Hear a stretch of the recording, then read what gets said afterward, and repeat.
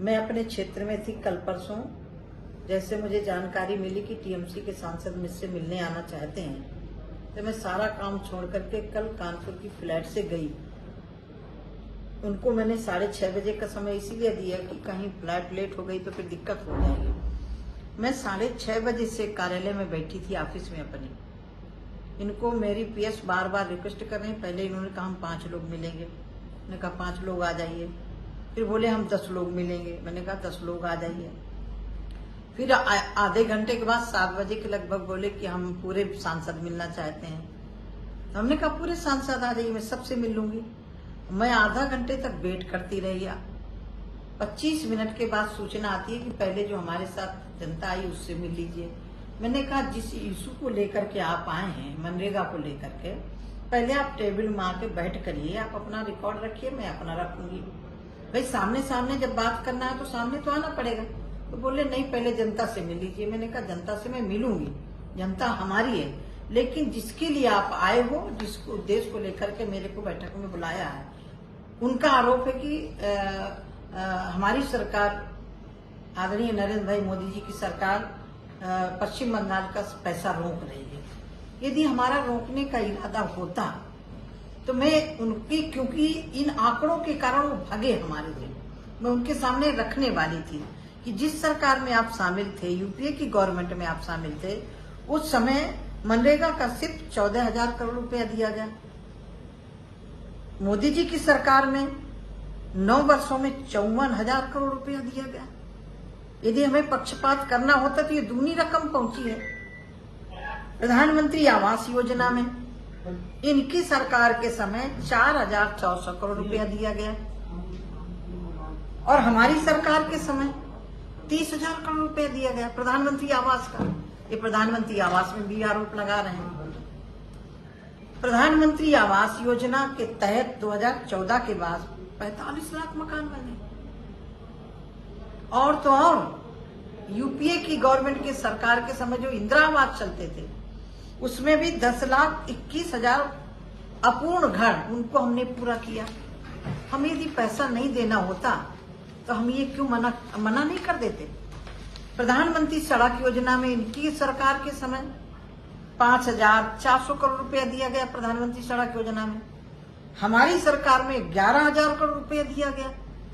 दूने का अंतर है। इनकी सरकार के समय जो हमारी स्वयं सहायता समूह की बहनें, बैंक से जो उनको लोन मिलना चाहिए, सिर्फ 6,000 करोड़ रुपया दिया गया। क्या महिला को आत्मनिर्भर बनाने के लिए अवसर नहीं देना चाहिए? मैं माननीय प्रधानमंत्री जी का अभिनंदन करती हूँ कि सिर्फ पश्चिम बंगाल में स्वयं सहायता समूह की बहनों को 74,000 करोड़ रुपया दिया गया। यदि पूरा आंकड़ा पढ़ लें तो मुझे लग रहा है कि राजनीतिक आरोप लगाने के बजाय इनको आंकड़े पढ़ने चाहिए। इनकी सरकार के समय 2014 से पहले 48,000 दीदियां के लिए जुड़ी थी स्वयं सहायता समूह से। आज मोदी जी की सरकार में इस समय 11 लाख महिलाएं जुड़ी हैं। कहां हम पैसे में भेदभाव कर रहे हैं?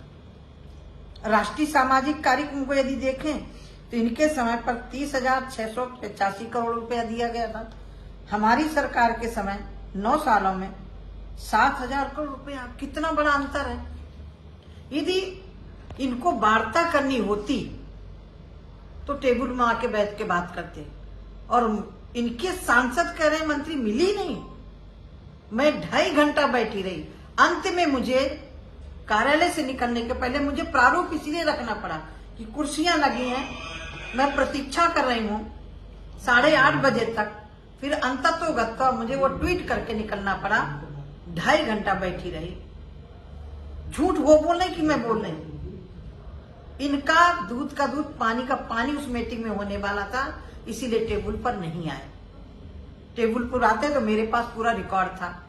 अब आप देखिए, ये भ्रष्टाचार की जब सूचना मिली 2019 में पत्र लिखा गया, 2020 में पत्र लिखा गया, 2021 में पत्र लिखा गया, कोई जवाब नहीं आया।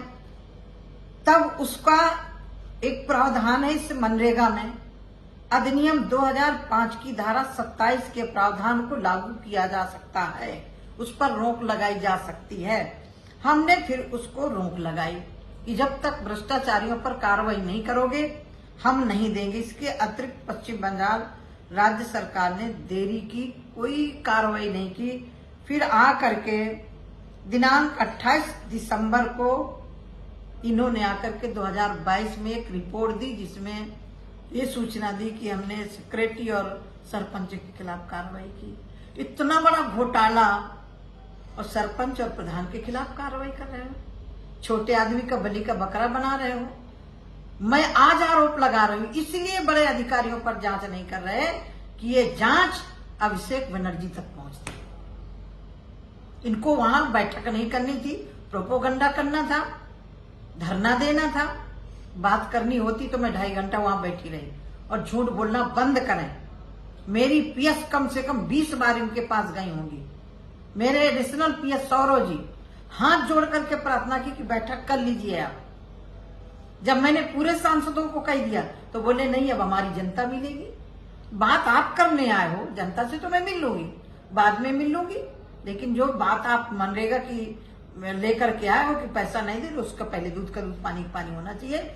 यही कारण है टीएमसी के सांसद वार्तालाप करने आए ही नहीं थे, उनको प्रोपोगंडा करना था।